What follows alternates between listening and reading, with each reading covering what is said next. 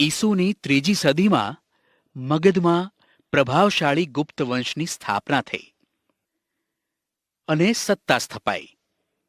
ગુપ્ત વંશે ભારતમાં રાજકીય એકતા, શાંતિ અને સુરક્ષા સ્થાપી. તેનાથી અપૂર્વ સમૃદ્ધિ આવી. આથી ગુપ્ત યુગને ભારતનો સુવર્ણયુગ કહેવામાં આવે છે. સુવર્ણયુગ એટલે દેશની સમગ્ર પ્રજાની સર્વોત્કૃષ્ટ પ્રગતિ, આબાદી. ગુપ્ત સમ્રાટોએ લોકોને શાંતિ અને સમૃદ્ધિ આપી, જેની પ્રશંસા વિદેશી મુસાફરોએ પણ કરી છે. ગુપ્ત યુગનો સુવર્ણયુગ ઘણે અંશે ગુપ્ત સમ્રાટોનું સર્જન હતું. મગધના સામ્રાજ્યમાં શ્રીગુપ્ત ગુપ્ત વંશનો સ્થાપક હતો. તેના પુત્રનું નામ ઘટોત્કચ ગુપ્ત હતું. ઘટોત્કચ ગુપ્તના અનુગામી રાજા તરીકે ચંદ્રગુપ્ત પ્રથમ ઈસવીસન 319માં પાટલીપુત્રની ગાદીએ આવ્યો. તેણે શક્તિશાળી લિચ્છવી જાતિની કન્યા કુમારી દેવી સાથે લગ્ન કર્યા. લિચ્છવીઓની સહાયતાથી તેણે મગધના રાજ્યનો વિસ્તાર કર્યો. તેણે મગધની પાસેના પ્રયાગરાજ એટલે કે હાલનું અલ્હાબાદ, સાકેત હાલનું અયોધ્યા જીતી લઈ મગધનો વિસ્તાર કર્યો. તેણે મહારાજને બદલે મહારાજાધિરાજ જેવું ગૌરવપ્રદ બિરુદ ધારણ કર્યું હતું. તેણે પોતાની સત્તા અને પ્રતિષ્ઠાની પ્રતીતિ કરાવવા સોનાના સિક્કા પડાવ્યા હતા. તેનો રાજ્યાભિષેક થયો ત્યારથી તેણે ગુપ્ત સંવત શરૂ કરાવ્યો. સૌરાષ્ટ્રના વલ્લભી રાજ્યના શાસકોએ પણ આ ગુપ્ત સંવતનો સ્વીકાર કર્યો હતો. ગુપ્ત સંવતના આરંભના કારણે હિંદના ઇતિહાસમાં કાળગણના અને કાળક્રમ અનુસાર ઐતિહાસિક બનાવોની ગોઠવણી શક્ય બની. ચંદ્રગુપ્ત પ્રથમ પછી તેનો પ્રતાપી પુત્ર સમુદ્રગુપ્ત ગાદીએ આવ્યો. સમુદ્રગુપ્તના સમયની માહિતી અલ્હાબાદના સ્તંભલેખ, પ્રયાગ પ્રશસ્તિ અને તેના સિક્કાઓમાંથી મળે છે. આ પ્રશસ્તિ રાજકવિ હરિશેણે રચી છે. તેમાં સમ્રાટ સમુદ્રગુપ્તના દિગ્વિજયો અને સાંસ્કૃતિક સિદ્ધિઓ વર્ણવી છે. તેણે ખૂબ જ ઓછા સમયમાં ઉત્તર ભારતના મોટા ભાગના રાજ્યોથી માંડી અફઘાનિસ્તાનના કુષાણ શાસનતંત્ર સુધી વિજય યાત્રા કરી હતી. દક્ષિણમાં લગભગ 12 જેટલા રાજાઓને હરાવ્યા. તેણે આ રાજ્યોને હરાવીને તેમના રાજ્યો ખાલસા કરવાને બદલે તેઓને ખંડિયા રાજાઓ તરીકે ડાપણપૂર્વક પુનઃસ્થાપિત કર્યા. રાજ્યનો વહીવટ ચલાવવા રાજ્યપાલો અને અધિકારીઓની નિમણૂક કરવામાં આવતી. સમુદ્રગુપ્ત મહાન વિજેતા અને સંસ્કારી સમ્રાટ હતો. તેની સાહિત્યિક સિદ્ધિઓ તથા ચારિત્ર પણ નોંધપાત્ર હતા. તેણે અનેક કાવ્યોની રચના કરી. કવિરાજનું બિરુદ મેળવ્યું હતું. કમનસીબે તેનું આજે એક પણ કાવ્ય મળતું નથી. એક સિક્કામાં સમુદ્રગુપ્તને વીણા વગાડતો દર્શાવવામાં આવ્યો છે, જે તેનો સંગીત પ્રેમ દર્શાવે છે.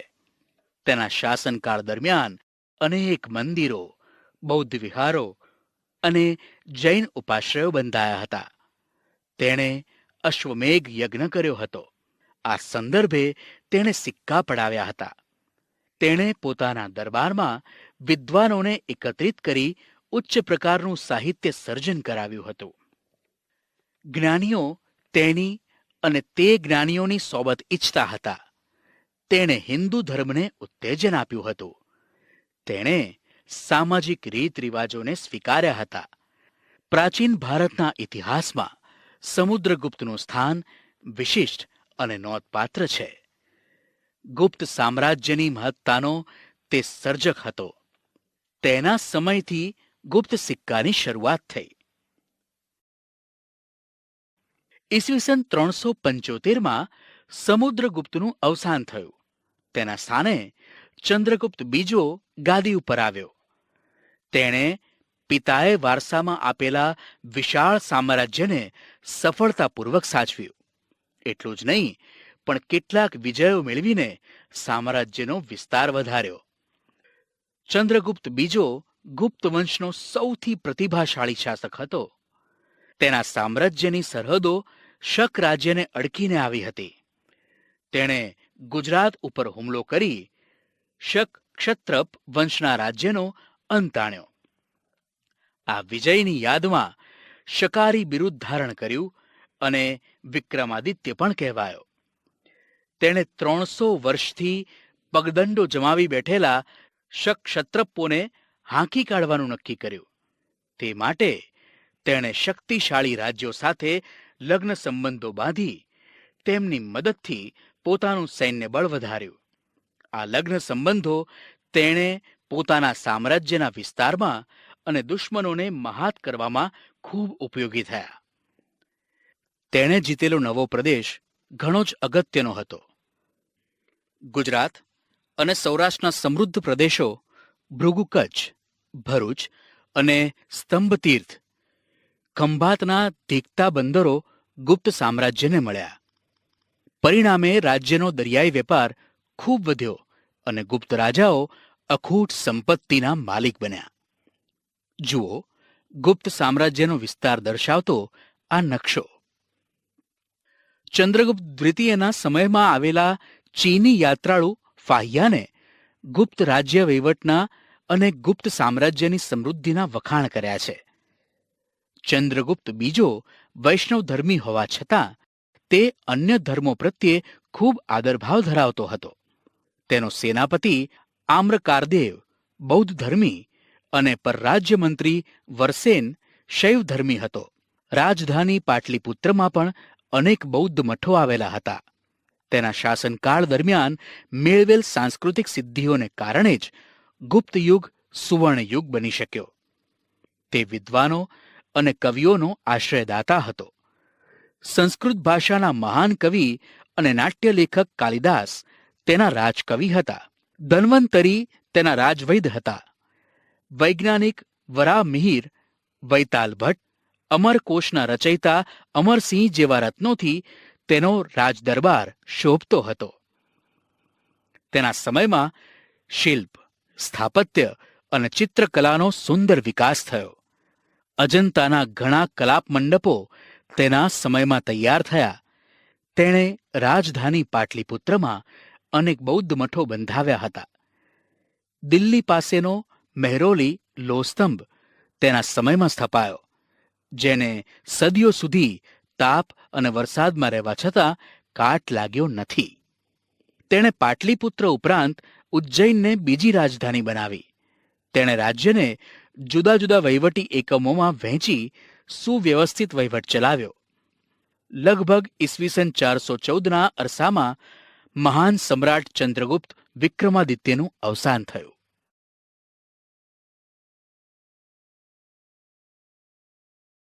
ચંદ્રગુપ્ત બીજાના અવસાન પછી તેનો પ્રતાપી પુત્ર કુમારગુપ્ત પહેલો ગાદીએ આવ્યો.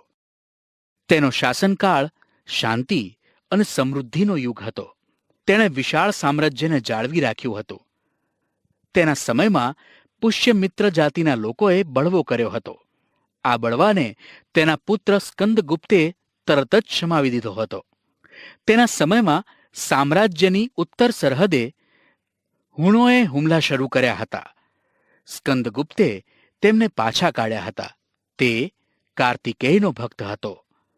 તે ધર્મસહિષ્ણુ રાજા હતો. તેણે બૌદ્ધો અને જૈનોને પણ દાન આપ્યા હતા. નાલંદાની પ્રસિદ્ધ બૌદ્ધ વિદ્યાપીઠ તેના સમયમાં સ્થપાઈ હતી. અજંતાની કેટલીક ગુફાઓ તેના સમયમાં તૈયાર થઈ. કુમારગુપ્ત પહેલા પછી તેનો વીર પુત્ર સ્કંદગુપ્ત ગાદી પર બેઠો. તે ગુપ્ત યુગનો છેલ્લો મહાન રાજા હતો. ગિરનારના અભિલેખમાં જણાવ્યા પ્રમાણે તેણે શાસનકાળના શરૂઆતના વર્ષોમાં હુણોને હરાવ્યા હતા. હુણો સાથેની લડાઈમાં પુષ્કળ દ્રવ્ય વપરાઈ ગયું. પરિણામે ગુપ્ત સામ્રાજ્યની આર્થિક સંપત્તિમાં ઓટ આવી. સ્કંદગુપ્ત પછીના નિર્બળ શાસકો જનુની અને શક્તિશાળી હુણોના આક્રમણને ખાળી શક્યા નહીં, અને ગુપ્ત સામ્રાજ્ય ઈસવીસન 550માં છિન્ન ભિન્ન થઈ ગયું.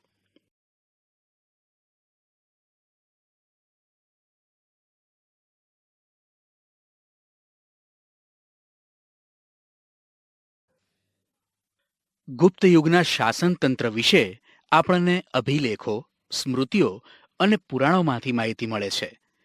તે પ્રમાણે શાસનતંત્ર કેન્દ્રીય, પ્રાંતીય અને સ્થાનિક એમ 3 વિભાગોમાં વહેંચાયેલું હતું. કેન્દ્રીય વહીવટીતંત્ર. ગુપ્ત શાસનતંત્રમાં સમ્રાટ વહીવટીતંત્રના કેન્દ્ર સ્થાને હતા. તેઓ મહારાજાધિરાજ, પરમ ભાગવત જેવા બિરુદો ધરાવતા હતા. વહીવટીતંત્રમાં મુખ્ય સેનાપતિ, મહાબલાધિકૃત, વિદેશ મંત્રી, મહાસંધિ વિગ્રહક, મહેલો અને દ્વારોના રક્ષકોના વડા મહાપ્રતિહારા કહેવામાં આવતા. મહાઅશ્વપતિ એ ઘોડેસવાર સેનાના વડા અને મહાપિલુપતિ એ હાથીની સેનાના વડા હતા. રાજ્યના દસ્તાવેજો સાચવવા માટે પુસ્તકપાલની નિમણૂક કરવામાં આવતી. પ્રાંતીય વહીવટીતંત્ર. પ્રાંતના વડા તરીકે મોટે ભાગે રાજકુમારને મૂકવામાં આવતા. કુમારામાત્ય અને આયુક્ત પ્રાંતમાં મુખ્ય ભૂમિકા ભજવતા. પ્રાંતને ભુક્તિ કહેવામાં આવતું, જેના વડા પ્રાદેશિક હતા. પ્રાંતને જિલ્લામાં વહેંચવામાં આવતું. જિલ્લાને વિષય કહેવામાં આવતો. કેટલાક નગરો અને રાજધાની પાટલીપુત્રમાં મ્યુનિસિપાલિટી જેવી વહીવટી વ્યવસ્થા દેખાય છે. તેમાં નગર શ્રેષ્ઠી, કાયસ્થ, મુખ્ય કારીગર અને મુખ્ય વેપારી એમ 4નું વર્ચસ્વ જોવા મળે છે.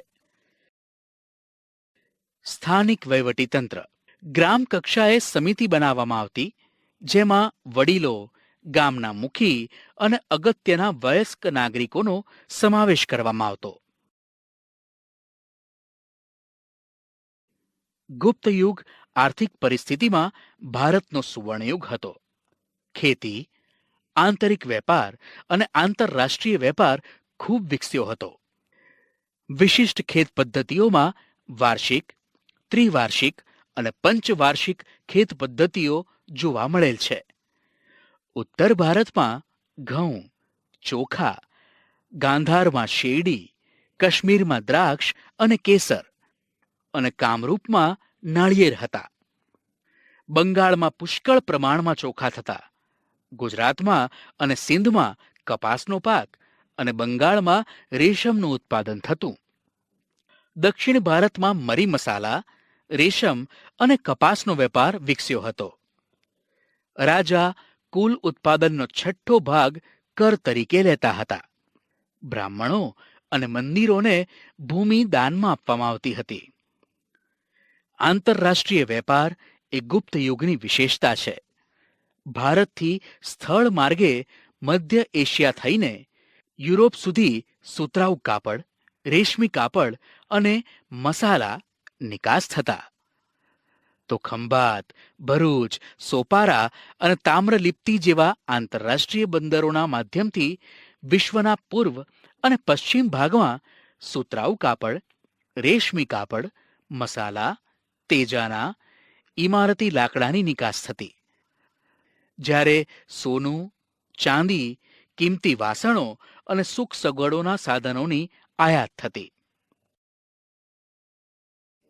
ગુપ્ત યુગમાં હિન્દુ ધર્મ અને સંસ્કૃતિ પૂર્ણ કળાએ ખીલેલા જોવા મળે છે. ગુપ્ત સમ્રાટો વૈષ્ણવ ધર્મને રાજ્ય ધર્મનો દરજ્જો આપતા. પરિણામે વિષ્ણુ, તેમના અવતારો રામ અને કૃષ્ણ આ સમયમાં મહદ અંશે પૂજાતા. લક્ષ્મી દેવી તરીકે ખૂબ જ ખ્યાત થતા. આ સમયમાં રામાયણ અને મહાભારત તેમજ પુરાણોનું પુનઃસંકલન થયું. ભગવદ્ ગીતા આ સમયે ખૂબ મહત્વપૂર્ણ ગ્રંથ બન્યો. વૈષ્ણવ ધર્મની જેમ જ શૈવ ધર્મ પણ ગુપ્ત કાળમાં વિકસ્યો હતો. દક્ષિણ ભારતમાં શૈવ સંતો નાયનાર કહેવાતા, જ્યારે વૈષ્ણવ સંતો આલવાર કહેવાતા. મહિષાસુર મર્દિનીની પૂજા પણ પ્રચલિત થઈ હતી. સૂર્ય અને કાર્તિકેયની પૂજા પણ પ્રચલિત થઈ હતી. ગુપ્ત યુગમાં બૌદ્ધ ધર્મ અને જૈન ધર્મનો પણ વિકાસ થયો હતો. સમુદ્રગુપ્ત બૌદ્ધ ધર્મનો સંરક્ષક હતો. બૌદ્ધ ધર્મના મહાયાન અને હીનયાન પંથ વિકસ્યા હતા. ગુપ્ત યુગ સાંસ્કૃતિક રીતે ભારતનો સુવર્ણ યુગ હતો. આ યુગમાં અનેક નવી ભાષાઓ ઉત્પન્ન થઈ હતી. કાલિદાસ, સ્કંદસ્વામી, હરિસ્વામી અને રાણી વિજયા તથા આર્યસૂર આ સમયના મહત્વના સાહિત્યકારો હતા. આ સર્વમાં કાલિદાસ સર્વશ્રેષ્ઠ હતા. કાલિદાસને ભારતના શેક્સપિયર કહેવામાં આવે છે. તેમણે ભારતીય મહાકાવ્યોની કથાવસ્તુ લઈ અભિજ્ઞાન શાકુંતલમ, રઘુવંશમ અને મેઘદૂતમ જેવા મહાકાવ્યોની રચના કરી. ગુપ્તયુગ એ મંદિર સ્થાપત્યોની રચનાનો યુગ હતો. ગુજરાતમાં ગોપ, નચના, કોઠારનું પાર્વતી મંદિર અને ઝાંસીનું મંદિર એ ભારતના સૌ પ્રથમ ઇટેરી મંદિરો છે. ગુપ્તયુગ આ દ્રષ્ટિએ મંદિર સ્થાપત્યની શરૂઆત દર્શાવે છે. દુર્ગા, બુદ્ધ, કૃષ્ણ અને શિવની મૂર્તિઓ આ કાળે મોટા પ્રમાણમાં બની. મહાન વૈજ્ઞાનિકોમાં આર્યભટ્ટ અને વરામિહિર આ સમયમાં થયા. આર્યભટ્ટે શૂન્ય અને દશાંશ પદ્ધતિની શોધ કરી. વરામિહિરે બૃહદ સંહિતાના નામનો ખગોળશાસ્ત્રને લગતો મહત્વપૂર્ણ ગ્રંથ લખ્યો. વાઘભટ્ટે આયુર્વેદિક ક્ષેત્રે અષ્ટાંગ હૃદય સંહિતા નામનો મહાન ગ્રંથ લખ્યો. આ કાળે મનુષ્ય અને પ્રાણીઓ માટે વૈદિક શાસ્ત્ર વિકસ્યું હતું.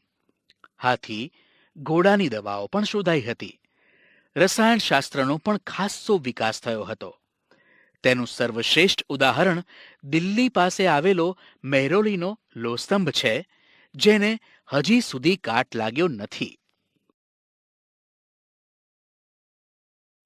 ગુપ્ત યુગ પછી પ્રાચીન ભારતના મહત્વપૂર્ણ રાજ્યોમાં હર્ષવર્ધનનું રાજ્ય ગણાય છે. તેઓ થાણેશ્વરના પુષ્યભૂતિ વર્ધનના વંશના હતા. પ્રભાકર વર્ધનના પુત્ર રાજવર્ધન અને હર્ષવર્ધન હતા, જ્યારે તેમની પુત્રી રાજ્યશ્રી હતી. રાજ્યશ્રી કનોજના રાજા ધ્રુવવર્માને પરણી હતી. ગૌડ રાજવી શશાંક અને માલવ રાજે રાજ્યશ્રીનું અપહરણ કરી રાજ્ય પર આક્રમણ કરતા મોટી કટોકટી ઊભી થઈ. રાજ્યવર્ધનનું મૃત્યુ રાજ્યશ્રીને બચાવવા જતા થયું. આવી કટોકટી ભરી પરિસ્થિતિમાં ઈસવીસન 606માં સમ્રાટ હર્ષે રાજ્યારોહણ કર્યું. તેમણે રાજ્યશ્રીને બચાવ્યા. એટલું જ નહીં, રાજ્યશ્રીનું રાજ્ય કનોજ અને થાણેશ્વર એમ બંને રાજ્યો પર પોતાનું યોગ્ય શાસન સ્થાપ્યું અને શાસન સ્થપાયું. હર્ષવર્ધન પ્રાચીન ભારતના છેલ્લા મહાન સમ્રાટ હતા. તેમણે મગધ, ઓરિસ્સા, સારસ્વત, ગોડ, મિથિલા સુધી પોતાનું સામ્રાજ્ય ફેલાવ્યું હતું. તેના સમકાલીન રાજ્યોમાં વલ્લભીના મૈત્રક રાજા ધ્રુવસેન તેના જમાઈ હતા. દખ્ખણમાં પુલકેશી બીજો સૌથી શક્તિશાળી રાજા હતો. હર્ષવર્ધન અને પુલકેશી વચ્ચે થયેલા નર્મદાના યુદ્ધમાં સમ્રાટ હર્ષનો પરાજય થયો. હર્ષ મોટે ભાગે નર્મદાથી ઉત્તરના શક્તિશાળી રાજા ગણાતા હતા. સમ્રાટ હર્ષનું સાંસ્કૃતિક પ્રદાન ખૂબ જ અગત્યનું હતું. તેના સમયમાં મહાન ચીની યાત્રી યુવન શ્વાંગ ભારત આવ્યા હતા. તેના રાજ દરબારમાં રહ્યા હતા. હર્ષ શૈવ ભક્ત હતા અને પછીથી બૌદ્ધ ધર્મના મહાન અનુયાયી બન્યા. તેમણે કનોજમાં યુવન શ્વાંગના અધ્યક્ષપદે એક ધર્મ પરિષદનું આયોજન કર્યું. બુદ્ધની પ્રતિમાને હાથીની અંબાડી પર મૂકી તેની પૂજા કરાવી, સ્થાપિત કરી હતી. મહાયાન અને હીનયાન સંપ્રદાયો વિશે આ પરિષદમાં ગોષ્ઠી યોજાઈ હતી. સમ્રાટ હર્ષ સાહિત્ય, કલા, વિદ્યા પ્રત્યે અનુરાગ રાખતા હતા. તેના દરબારમાં મહાન કવિ બાણભટ્ટ હતા. તેમણે હર્ષચરિતમ અને કાદંબરી જેવા સંસ્કૃત સાહિત્યના મહાન ગ્રંથો લખ્યા હતા. મયુર ભટ્ટ અને કવિ જયસેન પણ હર્ષના સમયના મહાન કવિઓ હતા. સમ્રાટ હર્ષ પોતે પણ ઉચ્ચ કોટીના સાહિત્યકાર હતા. તેમણે પ્રિયદર્શિકા અને રત્નાવલી નામના 2 નાટકોની રચના કરી હતી. સાથે સાથે ભગવાન બુદ્ધની જાતક કથાઓ ઉપરથી નાગાનંદ નામનું વિશિષ્ટ નાટક પણ લખ્યું હતું. હર્ષે અન્ય દેશો સાથે પણ મૈત્રી સંબંધો બાંધ્યા હતા. તેણે પોતાના દૂતમંડળને ચીનમાં મોકલ્યા હતા. તે જ રીતે ચીનથી ભારતમાં ચીનના દૂતમંડળે મુલાકાત લીધી હતી. આ દ્રષ્ટિએ સમ્રાટ હર્ષ એક ઉચ્ચ કોટીના શાસક વિજેતા, વહીવટકર્તા અને સાહિત્યકાર હતા. તેમણે નાલંદા વિદ્યાપીઠને નિભાવવા માટે 100 ગામ ભેટમાં આપ્યા હતા. સમ્રાટ હર્ષના સમકાલીન રાજાઓમાં સૌથી શક્તિશાળી ચાલુક્યવંશી રાજા પુલકેશી બીજા હતા. તેમણે મહારાષ્ટ્રમાં રાષ્ટ્રકૂટો પાસેથી સત્તા આંચકી રાજ્ય સ્થાપ્યું. પુલકેશી બીજાએ 40 વર્ષ જેટલા લાંબા સમય સુધી શાસન કર્યું હતું. તેણે સમ્રાટ હર્ષને પણ હરાવ્યા હતા. તે મહાન વિજેતા હતા. તેણે દક્ષિણ ભારતમાં કદંબો, માહેશ્વરના ગંગો, કોંકણના મૌર્યને હરાવી દક્ષિણ પંથના સ્વામીનું બિરુદ પ્રાપ્ત કર્યું હતું. લાટ, માલવ અને ગુર્જરોને પણ તેણે હરાવ્યા હતા. કર્ણાટક, મહારાષ્ટ્ર અને કોંકણ એ સમગ્ર વિસ્તારનો તે સ્વામી હતો. હર્ષની જેમ તેણે પણ અન્ય દેશો સાથે સંબંધો વિકસાવ્યા હતા. તેણે ઈરાનમાં પોતાના એક રાજદૂતને મોકલ્યો હતો. ઈરાનમાં શહેનશાહ ખુશરો બીજા તેના મિત્ર હતા. અન્ય રાજ્યો. આ સમયે અન્ય રાજ્યોમાં કાંચીના પલ્લવો, રાજસ્થાનના ગુર્જર પ્રતિહારો, વલભીના મૈત્રકો, દક્ષિણ ગુજરાતના ગુર્જરો, કાશ્મીરના કરકોટકો વગેરેનો સમાવેશ થાય છે. જેમાં કાંચીના પલ્લવો સ્થાપત્યો અને કલાને લીધે પ્રખ્યાત થયા હતા. તેમણે બ્રહ્મા, વિષ્ણુ, મહેશની અનેક મૂર્તિઓ શિલાઓમાં કંડારી મંદિરો બંધાવ્યા હતા. મહાબલીપુરમના સમુદ્ર તટે રથ મંદિરો બંધાવનારા પલ્લવોએ ભારતની સાંસ્કૃતિક સમૃદ્ધિનો વધારો કર્યો. કાંજીવરમમાં તેમણે બતાવેલું કૈલાશનાથ મંદિર તે સમયનું સૌથી શ્રેષ્ઠ મંદિર ગણાવી શકાય.